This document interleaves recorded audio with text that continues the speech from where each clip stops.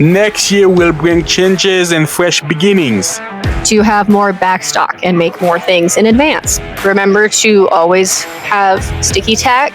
The 2025 market season is coming to an end.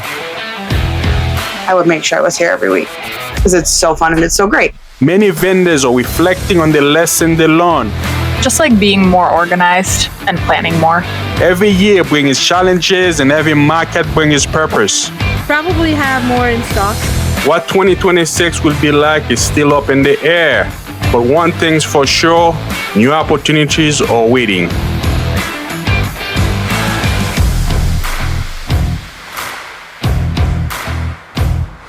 The only thing I would do different was make sure I was here more consistent. I mean, we're here pretty much every week, but there's like these few weeks that I'm not, and I would make sure I was here every week because it's so fun and it's so great. Can you tell me more about your business? How did the idea come? Yeah. So we actually bought the business. So it was a mom and daughters who owned a cake business, and then they switched to brownies. And then when they were ready to sell it, we wanted it. And then we've kind of switched the whole vibe from more of like a retro to more of like a awesome, like bright, fun, happy thing. And our whole thing is happiness squared, happiness in a tiny little square brownie. So, yeah, that's how it came, and that's how we're here. And how long have you been? How long ago did you guys buy it? So we bought it in January, and then we've been doing it consistently since May. And what would you say is the future? What's the future for the business? Oh, the future. So we have a little shack at American Fork right by Costco.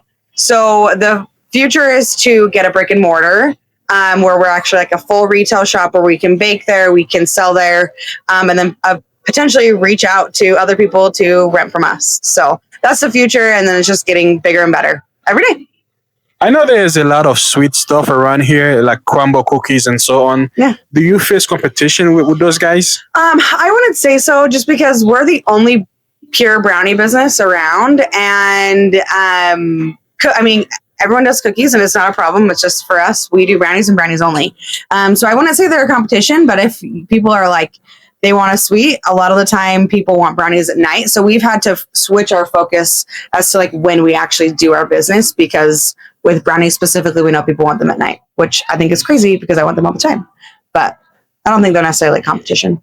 Like insomnia cookies, right? I think that's the business model as well. Yeah. Late night snack, college students, that kind of thing. Yep, absolutely. And we're open later than anyone else, pretty much. Especially during the summer, we're open till 11 on the weekends.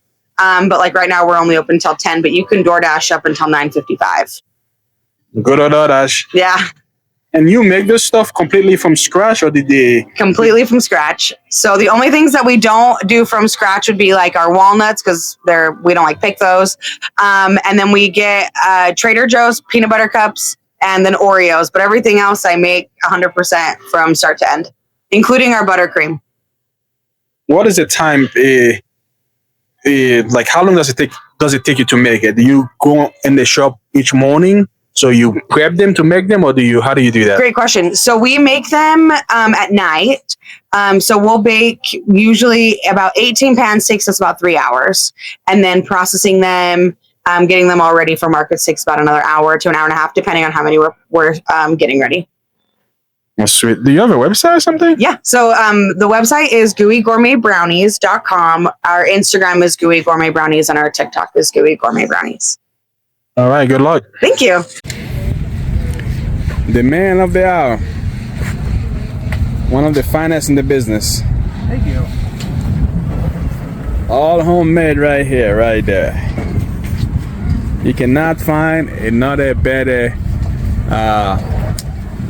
pottery maker in town than this guy right here. Thanks. I appreciate that. So, dude, I have a question for you. Yeah. You know, this is the last market for the season, right? Yep. I don't know if you're coming back to it next year, but if you were to come to it, is there anything you will do to make your booth better or attract more customer? I'm going to try to make more of a variety of product, so I have more choices for people to choose from. That sounds good, man. So, what kind of product are you thinking of? Well, next year in October, I'd like to make some ceramic pumpkins to kind of do the Harvest Festival and the Halloween stuff.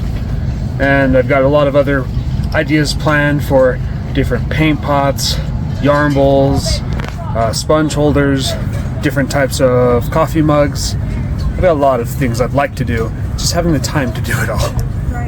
That's not your full-time job, right? No, I'm a teacher full-time. Are you a pottery teacher? No, I'm a science teacher. Well, you're Bill Nye, the science guy. Yeah, and pottery takes a lot of science, which is why I like it, because it's a blending of science and art together. So can you tell me more on how you make them and like with the materials and how do you make this stuff, man? Yeah, so I buy my clay from a local pottery shop, and then you wedge it to make sure there's no air bubbles in it. You throw it on the wheel, and then it's all hand built from there. You just sculpt with your hands, hoping that you don't go too thin or the clay flies off. And then once you get it to the point where you're satisfied with it, you let it start to dry, and you get to what's called leather hard, where you then put it back on the wheel, and then you can trim it down, adding more of those details. You then fire it one time to lock the form in place. Then you glaze it, and depending on what chemicals are in your glazes, depends on what kind of colorations you get. And then you fire it at a hotter temperature to get the final product. And hopefully through all that, it doesn't crack or warp or shatter in some cases. That's great. There are two clarification. I took a pottery class in college, and I want to make sure my viewer understand what you're saying. When you mean firing it, it's pretty much it go to a machine, and that is like 100 degree or 200 degree Fahrenheit, right?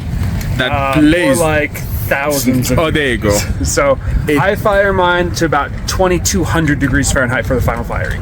And then if that allowed to harden the material, Yeah, to stronger. you're causing a chemical change in the clay, and that forms new bonds, which then locks into place, turning the clay into basically stone. Yeah, that's the reason the clay doesn't crumble. Yeah. Pretty much.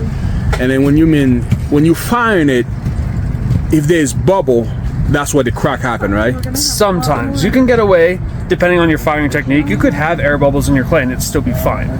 But what often happens is you can get pressurization or moisture in those air bubbles, and it's the moisture that's going to break the pottery during the firing.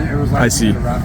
And I think that was my biggest struggle in class, making sure the air bubble or the moisture was out of the clay. Otherwise, by the time after the firing, the next morning you come, it's like half broken or something like Yeah, that. it's shattered. I mean, I've had cases where the entire form is just exploded like eggshells all over the kiln bottom, and that's not fun to clean up, but it's kind of the thing you have to deal with when doing ceramics. Is you could spend hours upon hours of making something and it break at the very last moment. Yeah. At the farmer's market, every visit brings something new. A different vendor, a new flavor, or a story worth sharing. Yeah, so he's pretty cool. He started this business, just kind of another guy was starting it and had been doing it for years. And while he was doing summer sales, he kind of met him. And Call to sell. I'm sorry? Call to sell. Yes. Yeah, so he started doing that and just kind of was passed off the business to him when he retired. And so he ended up taking some of his designs and then adding a few of his own. And that's how we made these. So all of the materials are locally sourced from businesses in the area. It's the scraps they can't use, and we turn them and flip them into this. They're all hand carved, hand stained, hand chiseled, and sanded. You're not gonna find us in Temu. No, no, you won't. So yeah, it's kind of cool. So it's I came on during the summer, and then he has another friend, and so it's the three of us. And so the name's Kuloni, and it means just like heaven, and it's translated from Hawaiian. Aloha! So, Peace, love, unity. yes. So what's the future? The future? Well, we want to make home decor, and so that's kind of where we started. Was something we both have a really big passion for music, and so starting out with ukulele and guitar wall mounts was kind of like just a one way to do that. So his passion is to continue to expand so that we can convert it into more home decor of any kind, but it's all hand carved and created. Things that are holistic and have that kind of like vintage, but also more of a modern. It sound like you guys grew up in Hawaii or went to school in Hawaii. I did, yes. Okay. I did grow up. And he works part-time in Hawaii, part-time here, for a couple of his other businesses that he owns and started. How many businesses this guy own? Matt, where are you? Like, Is this guy the next Donald Trump? I'm so sorry. So, I know in Hawaii, music is big, you know. How is it this people receive this here in Utah? Are people receptive? I think so. Yeah, there's a lot of people that play guitar, but I feel like since Hawaii and Utah have a really large, like, LDS community, I'm sure you've heard of, and LDS, the Church of Jesus Christ of Latter-day Saints. yes. Oh, Mormon. No, victory for Satan. We don't say that. Sorry, continue. But yeah, so it's kind of cool that there is such a big tie to Utah and Hawaii. I think mostly because of that, but also there's just a lot of business that comes through with summer sales and like different things like that. And so ukuleles have become a lot more popular here in Utah. And so it's the easy instrument that you can take around, you can travel with. And so it's super nice to have. And it's one of the easiest instruments you can learn. I started when I was in 5th grade, and it's super fun. And it's a great way to just introduce like music to children or just people at any age. It's a really easy instrument to learn. And so that's why it's kind of fun. And then guitars, like we purchased these used ones from just like little places in the area or like Facebook Marketplace and stuff like that. And we started selling them with our creations because we wanted to expose more people to music and to kind of like share the passion that we have for it. Do you guys teach classes or something to people? We do not, but I do have a friend. His name is Jay Fu, and he does do classes. He has his own little business where he teaches piano, guitar, ukulele, and drums, I believe, and vocals. He does 5, I'm pretty sure. You say you guys get the stuff on Facebook or whatever. You guys make them here, right? So the instruments we buy. You guys buy them. Yes, and we don't make any profit off of them.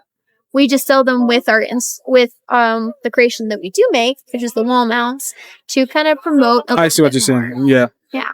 I see. And also, there's always people that are really interested in it.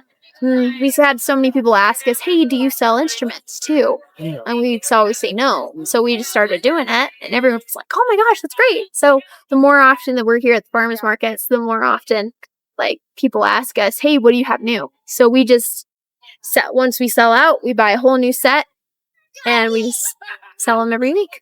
So yeah. How long does it take you guys to make the wall mount? So we make them in batches. So we don't always make them individually. So that actually, I don't know the exact number, but it does take a few hours, because we have a stencil that we use now, to carve out the outer parts, right? And then it's all hand sanded after that. And then all the drilling happens and then the hand chisels goes into play, right? And then we stain them, and we usually do 1 to 2 stains depending on the kind of wood. And the assembly of the pegs themselves also takes quite a bit of time. So I'd say it's probably for us to do 1 full batch all the way through, probably takes us about a day or so. A day? Yeah, if we're working consistently and we're doing all the different designs and everything like that. Yeah. I guess, what is the goal you guys are trying to achieve? That's a great question. You'd have to ask the owner. I wish this guy was here. He's always gone. It's true. I'm always the one that's here. So I handled farmers markets for him while he's busy doing stuff for his other businesses. It seems like you guys have an Etsy shop. What's your Etsy shop name? It's the same. So Kulani Home. Kulani Home. Yep. All right, Kulani, you are in my home. We all friends now.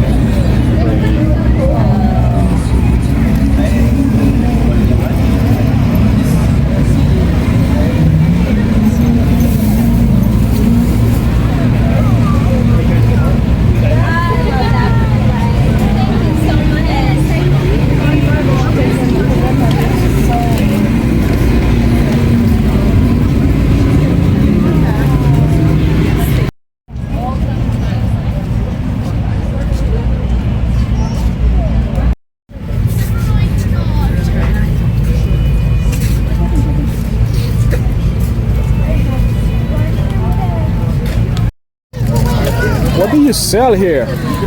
We sell Alpha Hortis. It's like Alpha Hortis. What? KS Alpha Hortis. What is Alpha Hortis? it's like a sandwich cookie in the middle of the salad. It's typical dessert of Argentina and South America. How long have you been doing this stuff? Yeah, you want to try one? We have samples.